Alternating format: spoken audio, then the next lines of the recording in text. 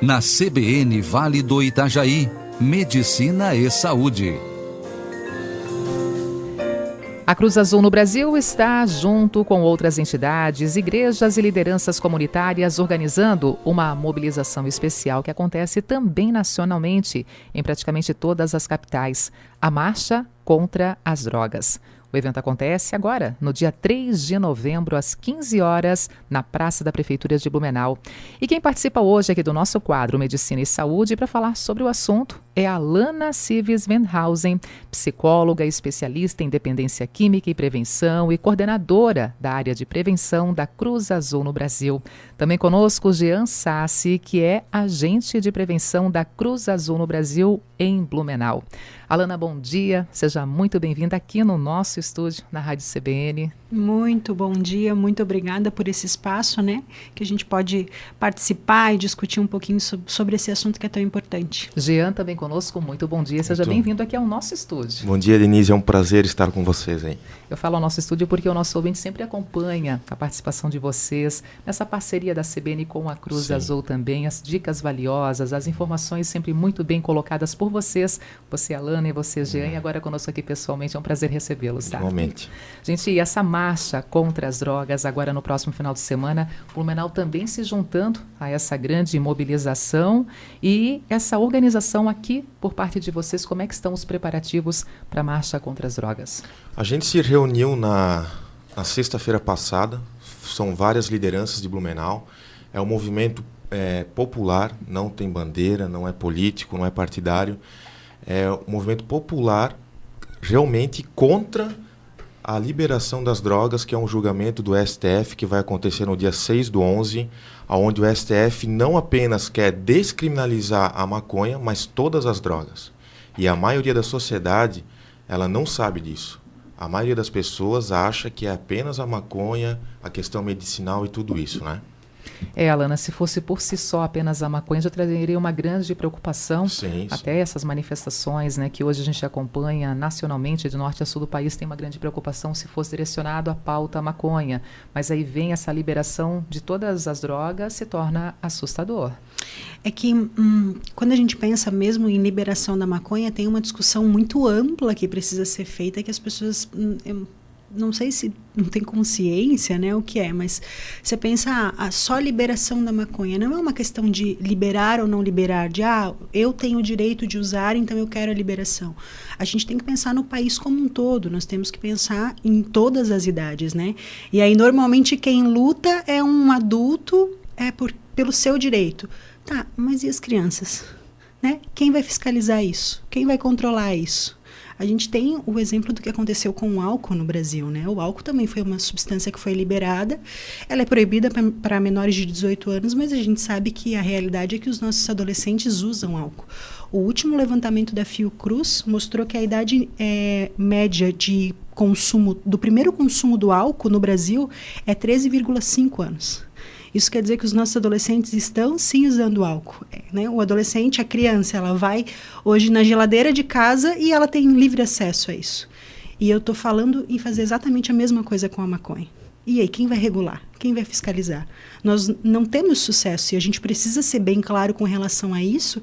O Brasil não tem um sucesso com relação ao controle do álcool. A mesma coisa vai acontecer com a questão da maconha, né?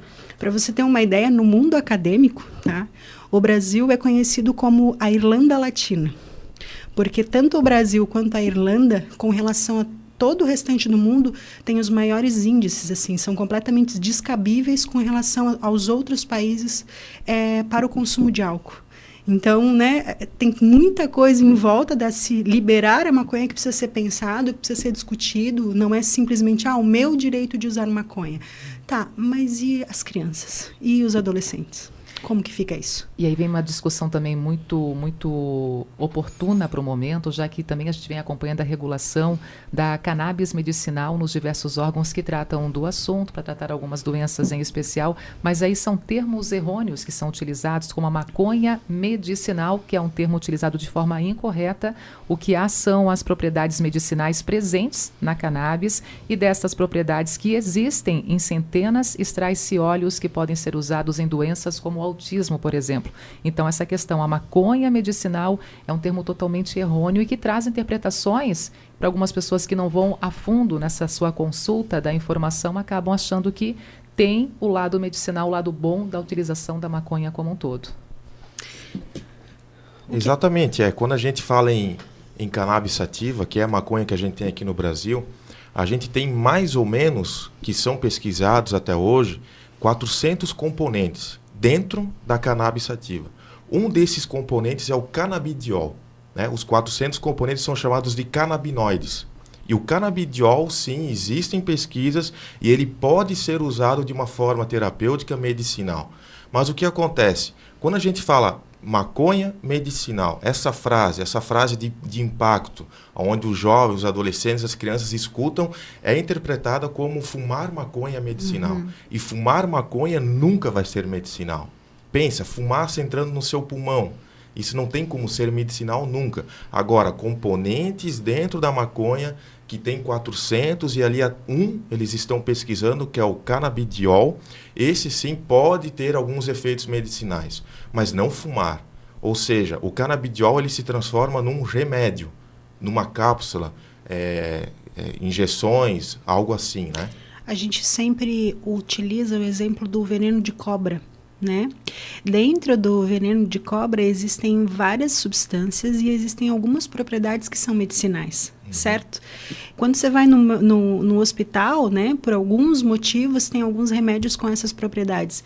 Mas isso não quer dizer que se você for picado por uma cobra, isso é positivo. Certo? É a mesma coisa com relação à maconha. Eu tenho uma propriedade dentre 400. Então eu tenho, é claro que as coisas não são tão exatas, mas vamos pensar dessa forma. Então eu vou fumar maconha porque tem uma boa, mas eu tenho 399 outras que me trazem vários problemas, principalmente com relação à saúde mental, principalmente com relação a criança e adolescente até 24 anos. E aqui pesquisas mais recentes sobre o uso da maconha demonstram seu efeito na formação do cérebro dos adolescentes. E uma das alterações ocorre no córtex pré-frontal. Nessa região do cérebro houve um retardamento das funções exercidas pelos neurônios, acarretando disfunções na tomada de decisão, planejamento e autocontrole. Nós temos uma pesquisa que ela acontece em mais de 7 países e eles acompanham usuários de maconha há mais de 50 anos, né? E então eles já tiraram muitos resultados dessa pesquisa. E aí alguns números, né, que se apresentam a partir daí. É uma pesquisa que tem fidelidade, tem comprovação científica, tem todo o embasamento. Eles descobriram que adolescente fumando maconha, e quando eu falo adolescente, eu não estou falando até 18 anos, né? Para o mundo científico, até 24 anos, que é mais ou menos a idade de quando o cérebro se forma. Porque até então, o córtex pré-frontal, que você acabou de falar, que é responsável pela tomada de decisão, ele não está 100% formado. E é justamente por isso que a gente, as maiores burradas que a gente faz na vida, vamos dizer assim, é até essa idade. E isso não é em vão, não é porque a gente é inconsequente, é porque o nosso cérebro realmente não está formado. E aí você está colocando uma substância para dentro do seu corpo, no seu cérebro, que faz uma série de alterações, e aí começaram algumas descobertas, né? Como, por exemplo, o adolescente fumando maconha 1 vez por semana, redução de até 5 pontos no QI. Aumento em 300 vezes, né? 3 vezes mais de possibilidades de desenvolver esquizofrenia. Eu estou falando de 1 vez por semana. Né? Índices e a pessoa acaba ficando muito mais vulnerável para desenvolvimento de depressão e bipolaridade também. Então são todos problemas sempre mentais, sempre com relação à saúde mental. E aí se a gente for pensar como está a nossa saúde mental hoje no país, a gente já tem um baita problema para resolver. E aí a gente quer liberar uma substância que eu não consigo ver para onde a gente vai, sabe?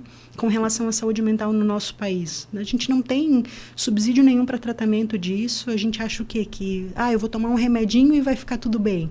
Não vai ficar tudo bem. Eu estou falando de uma doença incurável quando eu estou falando de esquizofrenia. Eu estou falando de alucinações. Com consequências para o resto da vida. Para o resto da vida, crônico. Né? Que não é apenas o paciente que sofre, a família como um todo que está acompanhando aquele paciente que se envolve com esse dilema.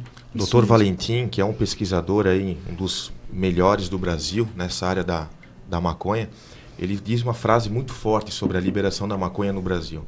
Ele diz que se o Brasil liberar a maconha, o Brasil vai se tornar uma fábrica de esquizofrênicos. Uma frase muito forte. E quem está por trás dessa tentativa, dessa vontade de liberar a maconha, liberar as demais drogas? Tem pessoas que, quando a gente diz o objetivo, qual que é o objetivo dessa liberação? Se fosse medicinal, eu penso que já estaria regularizado no Brasil. Porque a gente tem vários países que, para uso medicinal, apenas está regularizado. Fumar maconha continua sendo proibido e ilícito, mas para uso medicinal não. Tem pessoas que estão por trás disso, cujo objetivo é apenas financeiro. É fazer essa indústria da maconha. A gente tem a indústria do álcool. E essas pessoas que estão por trás desse julgamento, dia 6, eles estão com essa ideia de montar no Brasil a indústria da maconha. E antes do julgamento no dia 6 de novembro agora, julgamento no STF pela liberação de todas as drogas, tem essa marcha agendada para o dia 3 de novembro aqui em Blumenau. Como é que vai ser a mobilização? Como é que as famílias, como é que as pessoas que nos acompanham, o nosso ouvinte nesse momento Sim. que gostaria de estar com vocês nessa grande mobilização, como é que vai ser a concentração e de que forma vai ser também o chamamento para de fato se colocar contra as drogas? Nós estamos nessa semana agora vindo na imprensa, como aqui hoje, essa oportunidade para realmente mobilizar a sociedade Blumenau. Vamos ter algumas pessoas de Gaspar também junto, e Ilhota também vai estar junto conosco. É um movimento nacional, ele vai acontecer na maioria das capitais do Brasil e algumas cidades como Blumenau. Dia 3 de novembro, na Praça da Prefeitura, aqui em Blumenau, às 15 horas vai ser a concentração. Nós vamos ter um palco, a gente vai ter uma banda que vai estar lá fazendo algumas músicas, algumas pessoas vão lá pegar o microfone e vão falar algumas questões científicas dessa ideia da liberação da maconha. De novo, não é um movimento político, não tem bandeira partidária, é um movimento popular. As famílias de Blumenau que são contra a liberação das drogas, venham e participam conosco no dia 3 de novembro, ao lado da Prefeitura de Blumenau, às 15 horas. O Alana, e o chamamento assim, venha defender a sua família, não vamos permitir que o STF liberte as drogas, as famílias presentes nessa concentração, nessa mobilização, agora no dia 3 de novembro. É o que nós precisamos, né? A gente faz o chamamento e a gente aclama as famílias justamente porque a gente acredita que tem ali uma consciência do cuidar do outro, né? Principalmente aquilo. É a nossa bandeira. Eu falo muito de criança e adolescente porque é com isso que a gente trabalha. Todos os nossos projetos são voltados para crianças e adolescentes, principalmente de regiões mais vulneráveis. Então, a gente presencia todo dia, né? Criança e adolescente sendo laranja de traficante. Criança e adolescente que o pai passa o dia inteiro fora de casa e não sabe onde está o seu filho. Então, a gente tem esperança de que quando você tem uma outra pessoa que você tem que cuidar, né, tem uma necessidade maior, talvez tenha uma consciência com relação ao cuidado do outro e a gente apela às famílias com relação a isso. Como o Gia falou, não é um movimento político, não é um movimento religioso. A gente quer que as famílias de Blumenau realmente se manifestem com relação a isso e comecem a ter um pensamento crítico com relação a isso. Como é que é trabalhar com os jovens, esse pensamento crítico? Vocês, quando estão trabalhando, falando com crianças, com jovens, sobre a prevenção, sobre os riscos das drogas, como é que é também esse contato direto com os jovens? É muito interessante, porque toda vez que a gente vai fazer uma intervenção com um jovem, o jovem é sempre, né, muito crítico, e eles querem conversar, e eles querem dar opinião. Então, assim, algo que a gente abre mão é de palestra. Não fazemos mais palestra, porque aquela ideia, você fala e, né, nós gostamos de discussão. Então, a gente faz muito roda de conversa. A gente vai para uma escola, a gente vai para um grupo, abre uma roda e pede a opinião deles. E é muito interessante como, num primeiro momento, eles acham que eles sabem tudo sobre o assunto. Eles pensam que, porque... E vem esses clichês, assim, que você joga no Google e aparece, né? Como se o que tivesse no Google fosse verdade, né? Porque liberar a maconha é medicinal.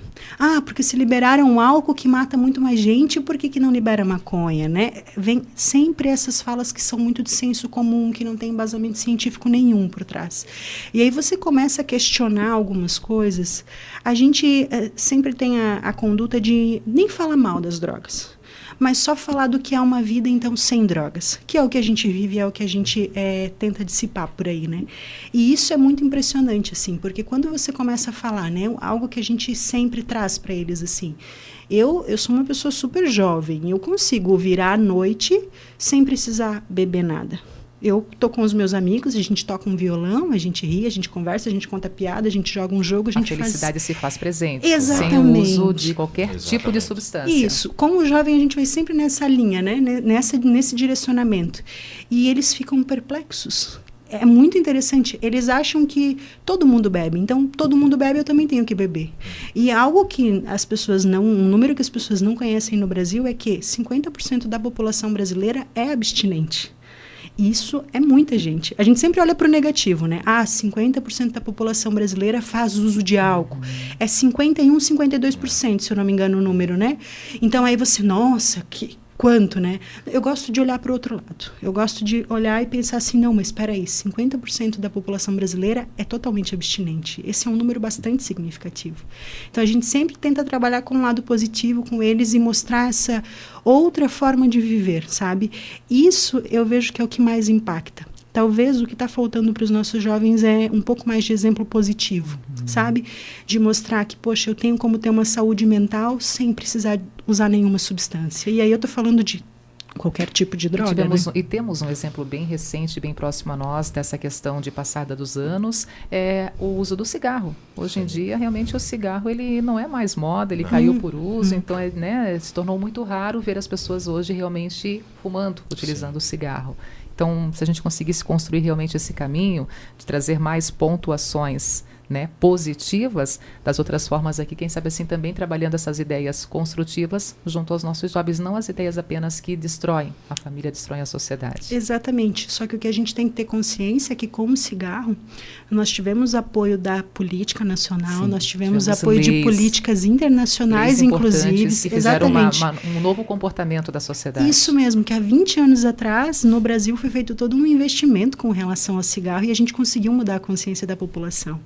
Mas é aquilo, né, que antes você fez a pergunta, quem está por trás, né? Tem muitas indústrias por trás querendo que a gente não tenha essa mesma consciência com relação à maconha, né? Vamos só pensar na indústria farmacêutica. A gente falou aqui do grande problema que a gente vai ter com saúde mental. Quem está por trás da saúde mental? Quem que lucra com uma saúde mental deficitária no país? A indústria da farmácia, que é uma das indústrias mais potentes do mundo hoje. Então, assim, isso é só um exemplo, né? Então, são algumas reflexões que a gente precisa fazer, mas a gente sempre gosta de olhar para aquilo que é positivo, assim, né? De pensar em, poxa, eu tenho como fazer algo. Às vezes eu não preciso pensar no país como um todo, né? Se cada um pensasse nas suas atitudes, o que eu estou fazendo para mudar isso, como eu estou vivendo. Porque às vezes eu estou também falando muito mal da pessoa que quer liberar maconha, mas eu preciso beber todo santo dia. Eu preciso encher a cara todo final de semana. Se eu estou triste, eu bebo. Se eu estou feliz, eu bebo, né? Ou eu preciso de fármacos. É claro, né? Os fármacos são um tipo de substância psicoativa que vem aí para auxiliar. Mas quantas pessoas fazem uso indiscriminado de fármaco? Então, né, qual que é a minha atitude com relação a todos os tipos de drogas? Não só a maconha, né? Conversa muito importante aqui na Rádio CBN, mas o nosso tempo está finalizando. Reforço o convite. Mais uma vez, momento, local de concentração e o porquê se fazer presente na Marcha contra as Drogas agora, no dia 3 de novembro. A gente tem uma opinião bastante formada, assim, eu não posso deixar de falar dessa ideia. Eu entendo que liberação da maconha no país hoje é mais ou menos como colocar uma vaca no meio da sala. Por que eu uso o exemplo da vaca? A vaca é boa? Claro que a vaca é boa. A vaca dá leite, a vaca dá carne.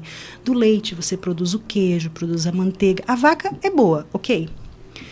Por que a vaca é boa? Você vai colocar a vaca no meio da sua sala? Se a gente for fazer isso, no meio da noite você está dormindo, a vaca vai começar a mugir. A vaca, me perdoe a expressão, mas a vaca vai fazer cocô no meio da sua sala. Imagina o cheiro disso, sabe? Então, para mim, liberar a maconha hoje é literalmente colocar uma vaca na sala. Né? Num primeiro momento ela parece ser boa e a gente traz ela para dentro de casa, mas e depois? O que a gente faz com toda essa consequência? A gente tem que ter consciência, uma vez a maconha liberada, nós não vamos conseguir voltar atrás. isso é um passo que a gente não vai conseguir, vai ser um retrocesso e infelizmente a gente não consegue voltar atrás nesse sentido. E a situação é grave, tá? A gente tem a tendência da maioria dos ministros votarem a favor. O que pode ainda barrar essa liberação, essa descriminalização da maconha, de todas as drogas, é esse movimento do dia 3. Então a gente reforça o convite, a gente convida todas as famílias, porque se os nossos filhos hoje, eles têm um acesso a drogas, tanto lícita como ilícita, com essa descriminalização, esse acesso vai ficar muito, mas muito maior. Então aquelas famílias que querem que seus filhos, seus netos, fiquem longe das drogas, venham dia 3 de novembro, às 15 horas, ao lado da Prefeitura de Blumenau. E é uma concentração regional. Municípios vizinhos também se façam presentes. Exatamente. Aqui. Vamos ter 3 horas Gaspar. da tarde, no dia 3 agora, na Praça da Prefeitura de Blumenau, essa grande mobilização, concentração, passando pela Marcha contra as Drogas também em Blumenau. Exatamente. Muito obrigada e um bom dia para vocês. A gente que Nós que agradece. agradecemos. Foi um prazer. Muito obrigado. Hoje aqui no nosso quadro Medicina e Saúde, conversando com Alana Cives Wendhausen, ela que é psicóloga, especialista em dependência química e prevenção e coordenadora da área de prevenção da Cruz Azul no Brasil, e ainda o Jean Sassi, que é agente de prevenção da Cruz Azul no Brasil aqui na nossa cidade.